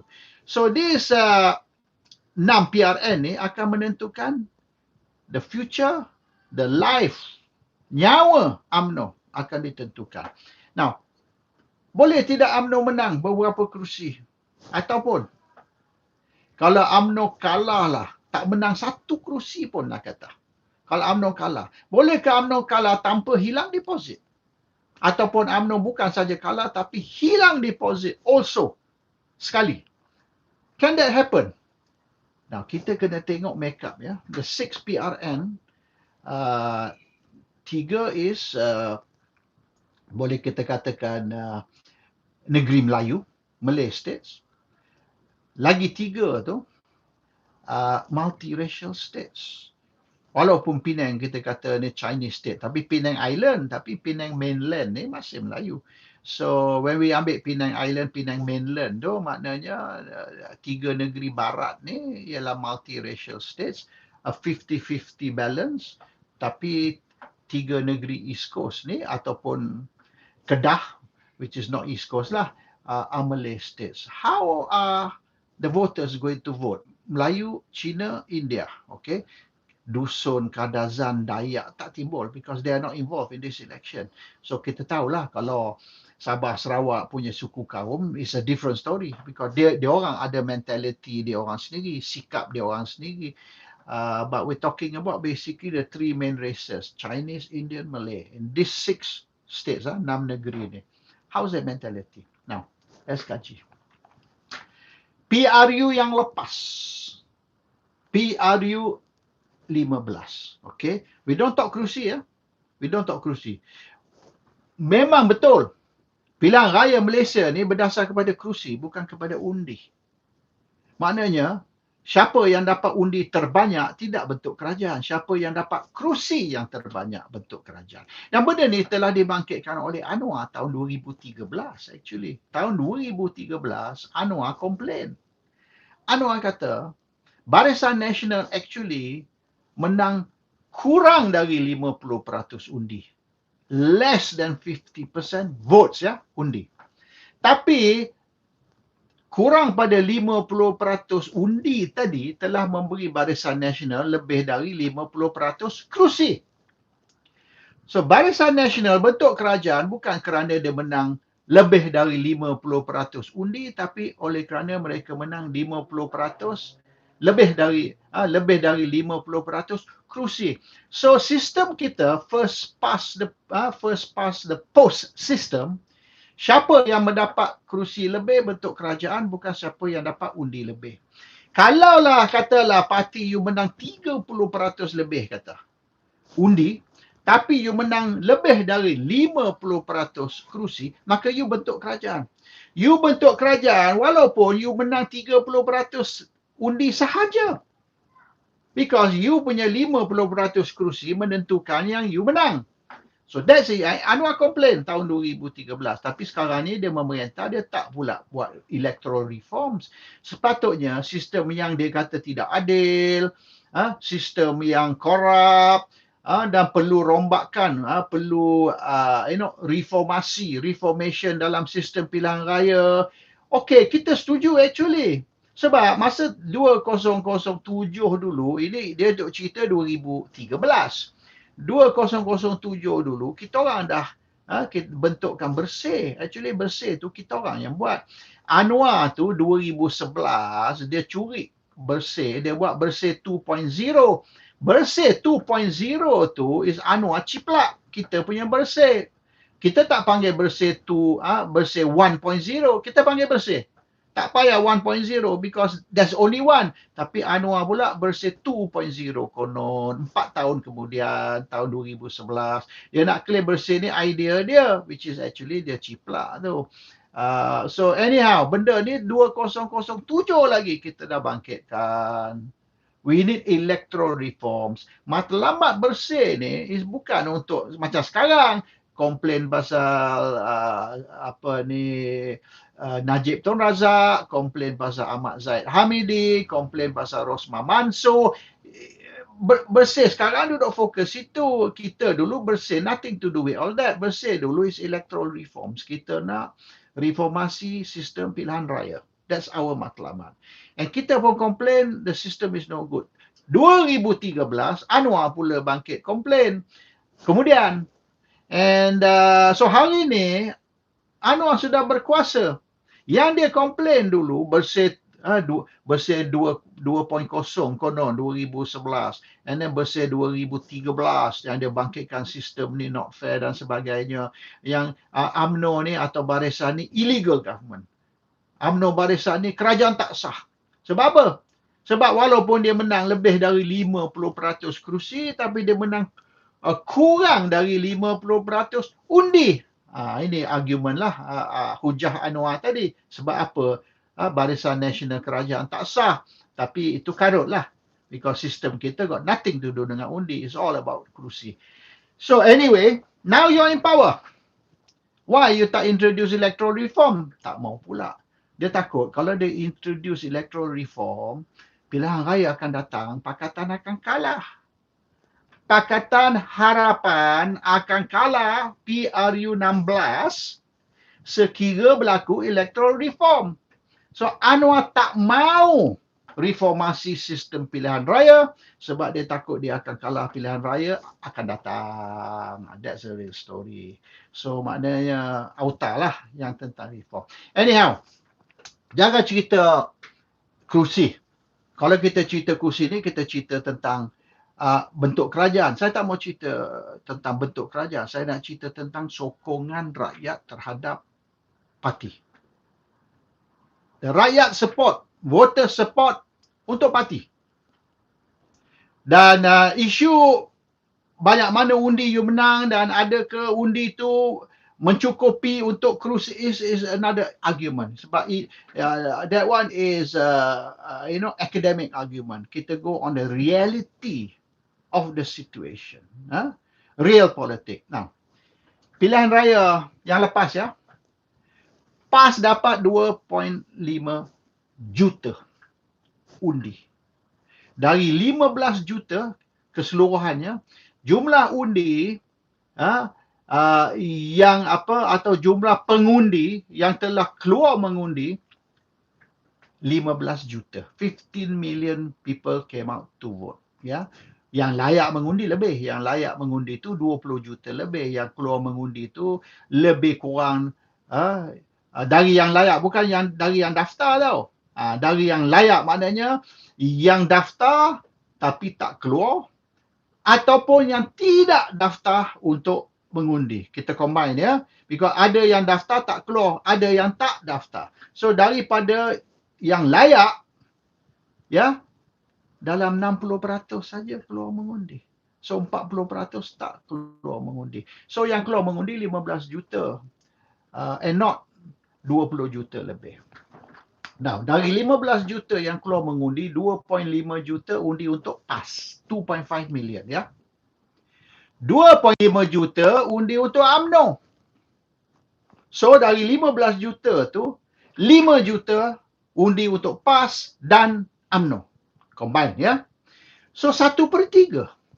Maknanya PAS dan UMNO menang 5 juta dari 15 juta, so 1/3 UMNO dan PAS, iaitu dua parti Melayu, dia menang.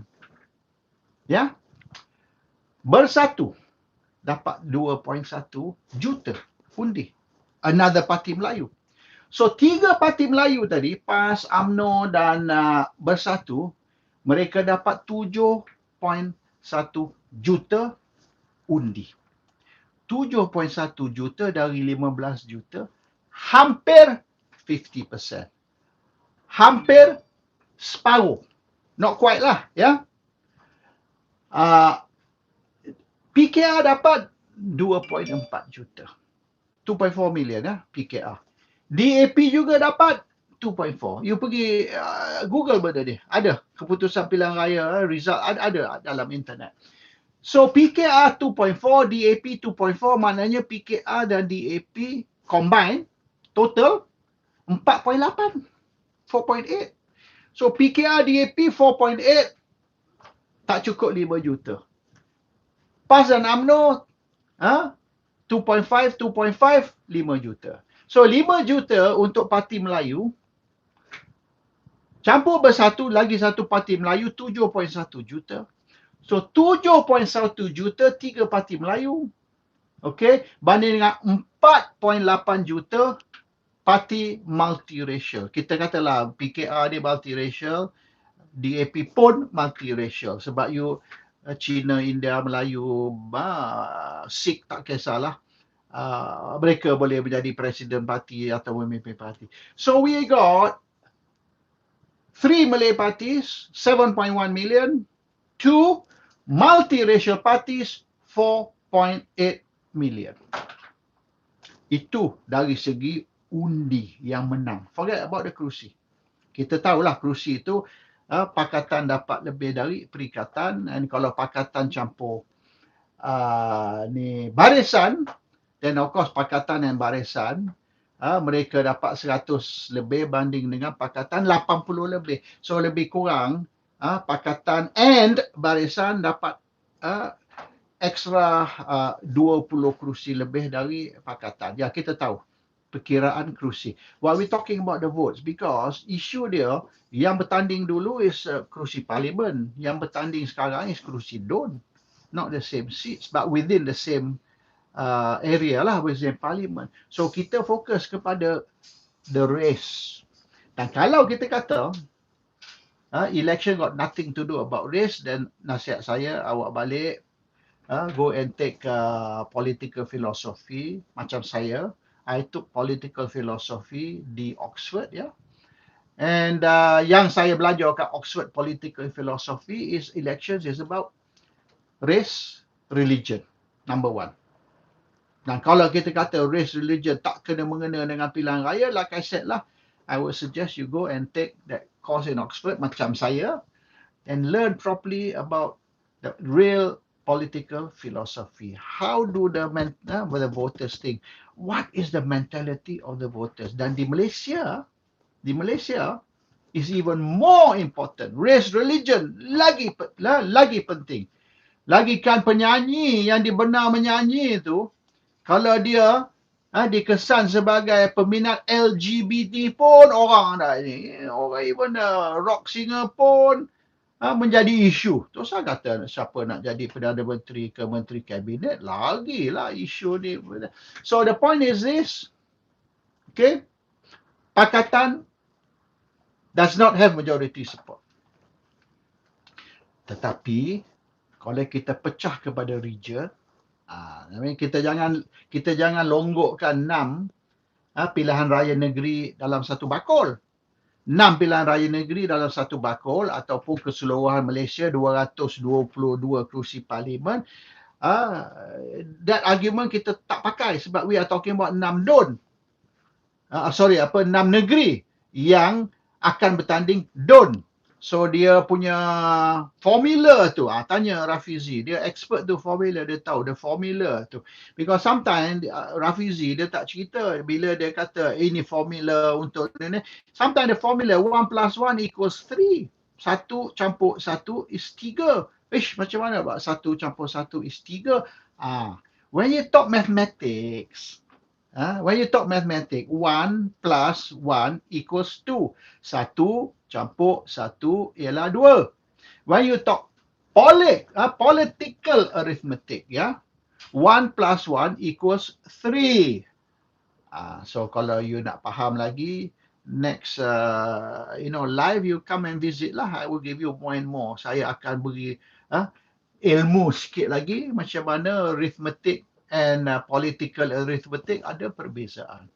So we must look at the formula bergantung kepada situasi-situasi, factor-factor, So when we talk about Chinese votes, Selangor, Pulau Pinang, the Chinese vote is quite high and the population also high. Penang dengan Penang dengan Selangor, population rate dia tinggi, dan bukan saja population tinggi, the Chinese ratio is high. China ni 97% dia undi untuk pakatan or in particular DAP. Kalau bukan DAP, PKR pun dia akan sokong. Kalau Amanah pun dia akan sokong. Sebab they will support DAP and mereka yang sekutu dengan DAP. Rakan-rakan DAP. So basically kalau dia vote PKR ke, dia vote Amanah, is vote DAP lah tu. Sebab a vote for DAP is a vote for pakatan. So maknanya we can regard Chinese vote will be DAP and pakatan. Punya ni lah benefit for DAP and pakatan. Tapi orang Melayu, this is the problem. Orang Melayu bukan 97% sokong perikatan. Orang Melayu pecah. So macam saya cerita tadi, PAS dapat 2.5 million. UMNO dapat 2.5 million. Bersatu dapat 2.1 million. Total total 7.1 million. Maknanya 45% lah kita kata tak. Total. So orang Melayu 45% undi untuk Parti Melayu. Orang Cina 97% undi untuk Parti Cina. Atau mereka yang sekutu dengan DAP. So when you see the Malays, tiga parti combine pun dia masih dapat 7.1. Dia tak dapat 97%. Because yang Cina ni bukan saja dia undi untuk DAP, dia juga undi untuk Amanah, dia undi untuk PKR dan mana-mana parti yang berkawan dengan DAP. Ini sudah terbukti. You boleh check internet, pergi buat Google check tengok result dia. It's all there. Ini bukan saya reka, ini saya menceritakan apa yang berlaku dulu, last year. Tapi since last year sudah ada perubahan. There's a change. Faktor-faktor tahun lepas tak sama dengan faktor tahun ini. And the change is dulu 3 penjuru. Last year lah 3 penjuru. Iaitu Pakatan Barisan Perikatan. Bila 3 penjuru, this is the result yang saya cerita tadi tu. Yang 7.1 juta untuk 3 parti, 4.8 juta untuk pakatan dan sebagainya. That's the result. Tapi apabila kita buang pertandingan 3 penjuru, kita jadikan pertandingan 2 penjuru ataupun direct fight 1 lawan 1, dia punya result berubah. Kita tidak akan tengok lagi result yang macam tahun lepas masa PRU 15 baru ni. Kita tidak akan tengok tu. What we are going to see is a new formula, new calculation. Oleh kerana bila direct fight 1 lawan 1, banding dengan 3 corner fight, result tak akan jadi sama. Okay. So what's going to happen? 6 PRU, PRN ni, dia akan berlaku 2 penjuru, iaitu UMNO Pakatan lawan Perikatan. 2. So setiap kerusi ni, kita tidak akan ada 3 calon. Mungkin akan ada lah 3, 4, 5 calon. Dari calon bebas, calon dari splinter party. Splinter party ni, parti nyamuk, mosquito party dan sebagainya. Tapi main players ni, the main players is top 3 tadi. And the top 3 itu menjadi top 2. No more top 3. And the top 2 is mana Barisan dan Pakatan lawan Perikatan. What's going to happen now? Dulu 3 penjuru, you boleh pilih siapa you nak. Dan you pilih berdasar kepada faktor-faktor tertentu. Iaitu, mereka yang undi untuk Barisan atau untuk UMNO, mereka undi untuk UMNO dan Barisan dengan diberitahu no Anwar, no DAP, no Bersatu. So bila dia undi untuk UMNO ataupun Barisan Nasional, dalam otak dia, saya undi untuk parti yang berjanji no Anwar, no DAP, no Bersatu. Sebab tu saya undi untuk UMNO atau Barisan. Tapi kalau there's no Anwar, no DAP, no Bersatu tu masih kekal lah. Tapi kalau no Anwar, no DAP tu sudah tak ada. Saya mungkin tidak akan undi untuk UMNO Barisan sebab the criteria tu. Syarat saya undi untuk UMNO dan Barisan is kerana no Anwar, no DAP. Kalau yes Anwar, yes DAP, otak saya sudah memikir benda lain. Dan my vote will not go for UMNO atau Barisan this time. Dalam pilihan raya DUN ni. So yang kata 2.5 juta orang UMNO ataupun pengundi yang mengundi untuk UMNO sudah tak lagi 2.5 million. Mungkin sudah turun 1.5 million. And 1.5 million ni untuk seluruh Malaysia. Kalau 6 negeri ni lain lah cerita dia. walaupun kita kata ni population Melayu di 3 negeri tu quite high, but the reality is from the 2.5 million orang pengundi yang undi untuk UMNO tidak lagi undi untuk UMNO this time around. UMNO will lose 1 million of their voters, of their supporters. Dan okey, tak apa. Orang Melayu 40% lagi ataupun maybe even 50% lagi orang Melayu. Orang Melayu yang dulu undi untuk UMNO sekarang tak mau undi untuk UMNO, 40 atau 50%. Lari. Dan mereka lari ke mana? Dua. Satu, mereka boykot pilihan raya. Mereka tidak akan keluar mengundi. Which will happen? Bila you consider yang keluar mengundi hanya 60% tahu. Dari mereka yang layak. Sebahagian darinya mereka yang daftar tapi tak keluar. Sebahagian dari mereka tak daftar langsung. So, kalau dah 40% orang tak minat mengundi, untuk lagi 10-20% tu tak jadi hal. Because banyak negara lain yang keluar mengundi 30%, 40%, tak sampai pun 50% negara-negara lain. So kalau you kata hanya 30% orang keluar mengundi, tak mustahil. It happens many other countries. So question is, 1 juta yang mengundi untuk UMNO tadi, kita tolak tinggal 1,5 juta. Lagi 1 juta tu either tidak akan keluar mengundi, merajuk, dan dia orang tak mau undi untuk perikatan. Tapi dia orang tak mau undi untuk UMNO juga. So they don't vote. Ataupun ramai akan marah kerana rasa tertipu. Ataupun they feel betrayed. Maknanya UMNO dah mengkhianati orang Melayu ataupun menggadaikan perjuangan orang Melayu. Dan ataupun mereka nak bagi protes vote, nak tunjuk yang mereka ni tak puas hati marah, mereka akan transfer undi itu kepada Perikatan Nasional. So, tidak mustahil Perikatan Nasional punya undi akan naik banding dengan PRU 15 baru ni. Sebahagian darinya orang yang dah menyampah, orang yang dah muak, sebahagian daripadanya orang yang marah, dia nak tunjuk kemarahan mereka. Ataupun UMNO akan hilang juga undi kerana mereka boycott, tak keluar mengundi. So we are going to end up where hari itu PAS dengan Bersatu dapat 4.6, ya.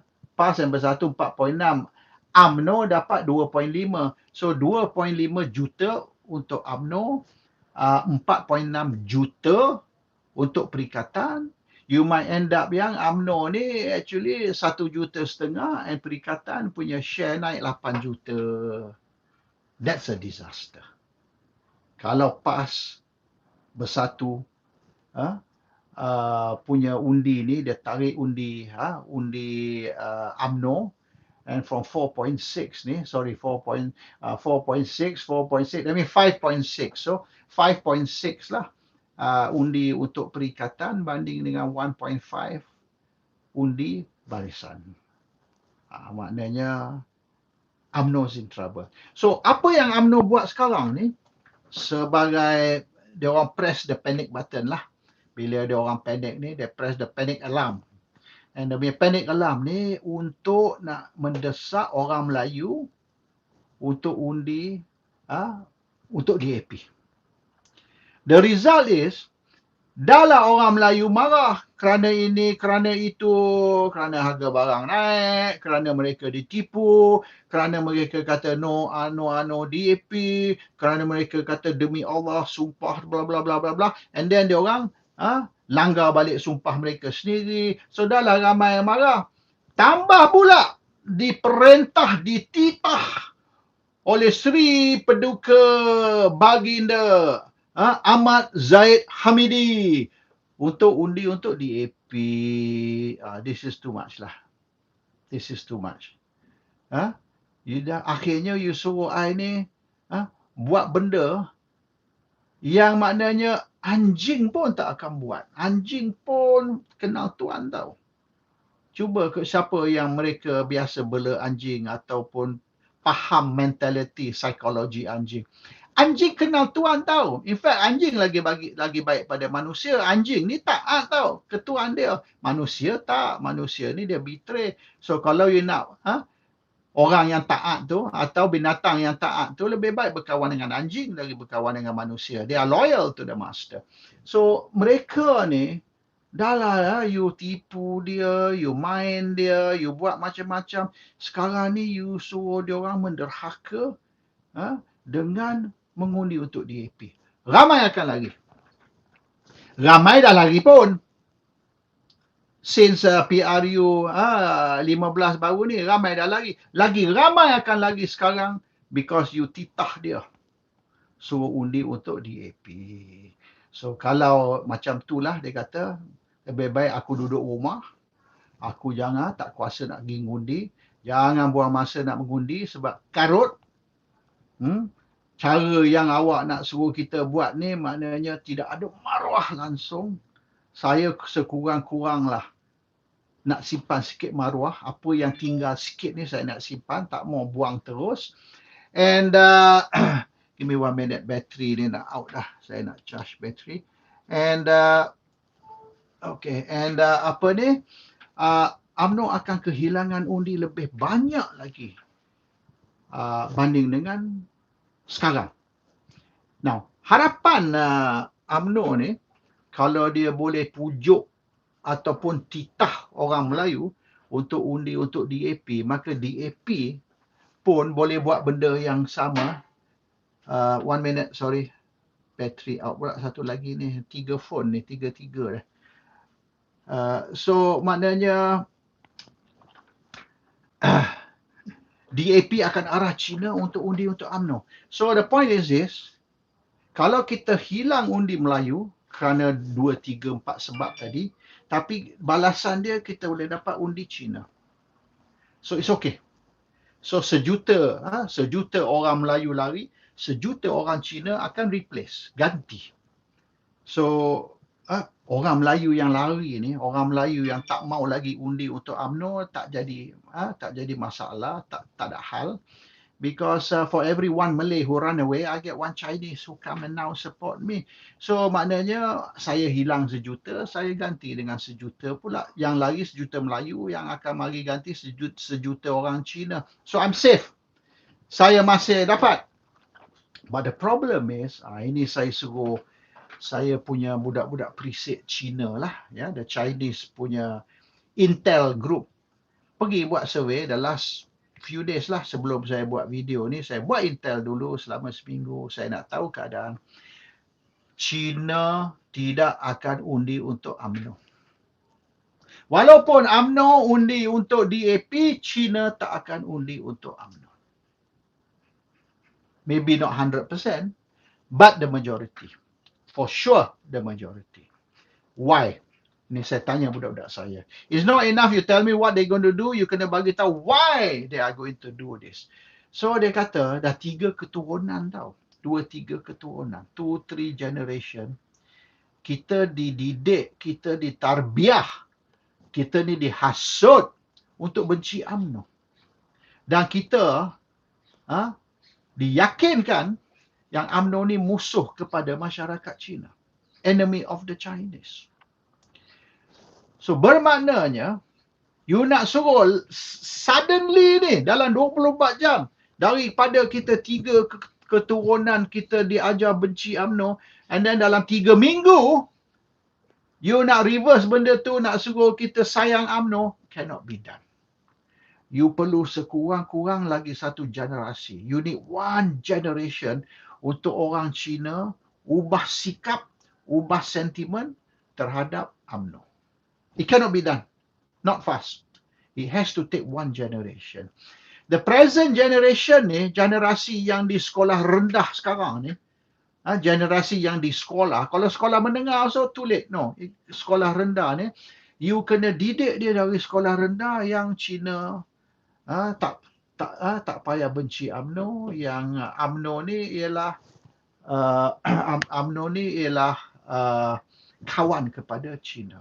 Now, if you can train this next generation, this next 1 generation dalam 20, 25 tahun ataupun katalah 20 tahun, you boleh didik dia orang, maknanya untuk janganlah benci UMNO, jangan bermusuh dengan UMNO, maka maybe dalam 3 pilihan raya, maybe 3 pilihan raya umum, 3 PRU akan datang, iaitu PRU 17, 18 atau PRU 19, benda ni boleh berlaku. Tapi untuk sekarang, 6 pilihan raya negeri, susah.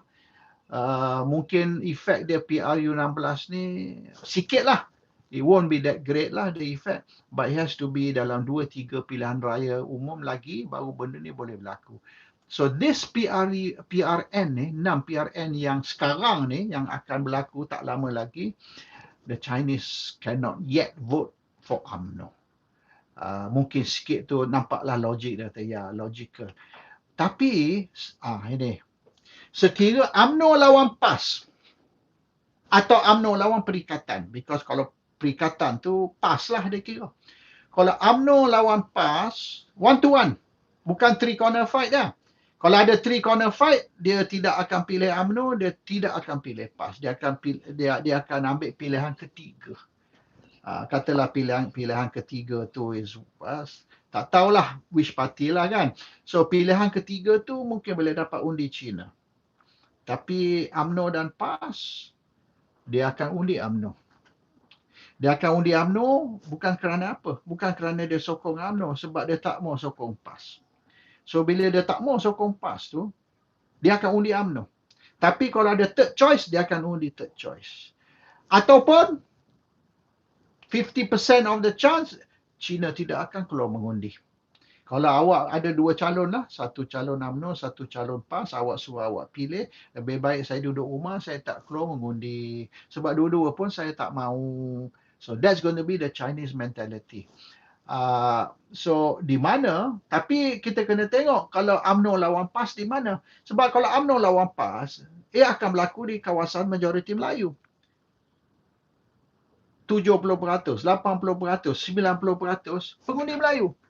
Dia tidak akan letak calon UMNO lawan PAS di Jelutong misalnya. Kawasan situ majoriti Melayu sikit. Very small majority Melayu. Dia tidak akan letak UMNO lawan PAS di kawasan China. Dia akan letak kawasan Melayu dan majoriti Melayu. So isu dia di efek yang kalau China ni undi untuk UMNO dan tidak undi untuk PAS, bukan kerana dia cinta UMNO, tapi dia orang tak mau PAS. What's the effect? How many percent? Oleh kerana benda ni berlaku di kawasan Melayu, the effect tidak begitu tinggi lah. It's not a serious problem. Kalau letak dia orang kat Jelutong ke, dekat Glugo ke, or wherever lah, di mana kita kata actually Chinese population high, that's a different story. So, tapi dia orang tak akan letaklah kawasan majoriti Cina, dia akan letak kawasan majoriti Melayu. So, even if the China tak keluar mengundi atau China undi UMNO kerana tak mau PAS, is not going to be a major problem untuk PAS. So, this is the issue.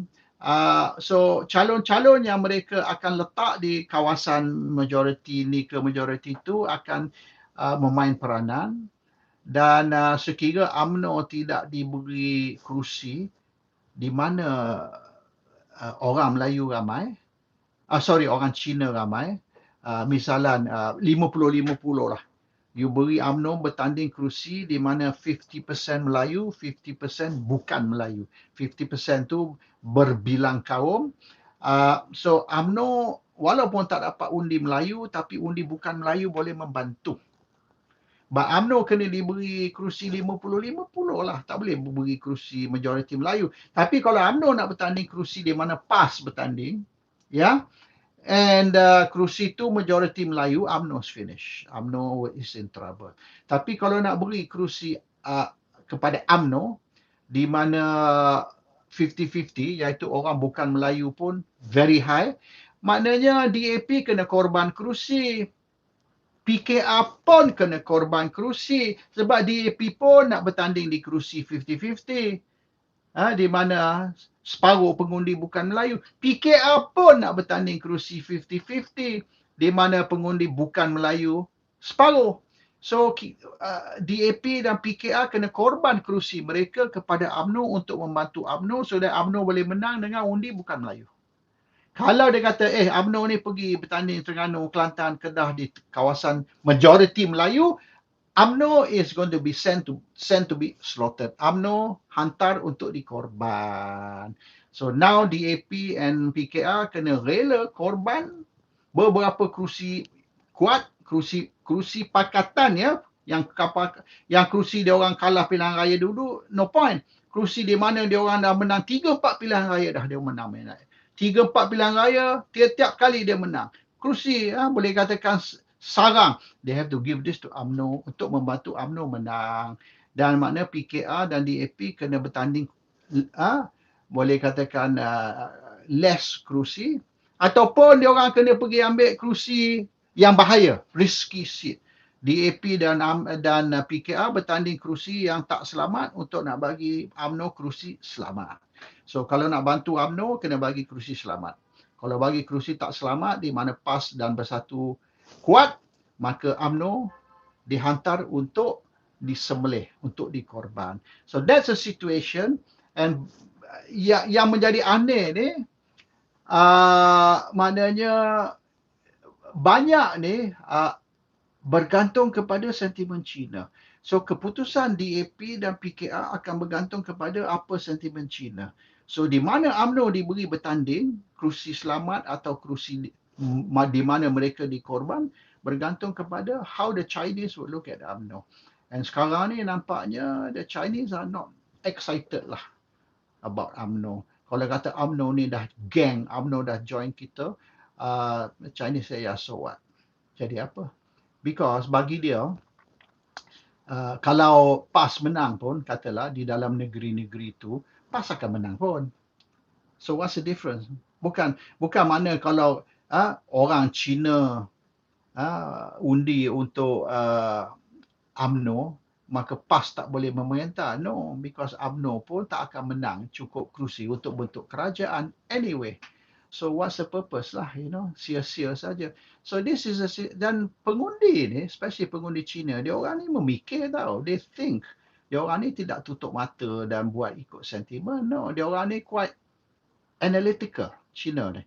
They're very analytical, and keputusan dia ni, dia buat ni bukan berdasar kepada, aku benci UMNO macam ni, aku benci PAS. Tak. Dia akan look at all the factor. Kalau kita bagi PAS menang, macam mana? Kalau UMNO menang, macam mana? Because kadang-kadang, bila kita bagi sesuatu parti tu kalah, kita ada more bargaining power tau. Bila dia kalah, dan dia terdesak, dia nak mari runding, kita ada bargaining power. Yes, okay, boleh, kita boleh bincang, tapi syarat, saya nak ni. You terpaksa bagi, sebab you nak sokongan dia. Kalau dia kuat, kalau UMNO rasa dia ni indestructible, dia ni kebal, dia ni tak boleh dikalahkan. UMNO telah buktikan, bila dia kuat, dia jadi sombong. Dia akan kata orang Cina, kau jangan cakap banyak lah. Kalau kau nak sekolah Cina, kau pergi balik Cina belajar. Ini tanah Melayu. Kita ni bahasa kebangsaan. Kalau awak tak mau belajar bahasa kebangsaan, awak nak belajar bahasa Cina, then go back to China and learn Chinese.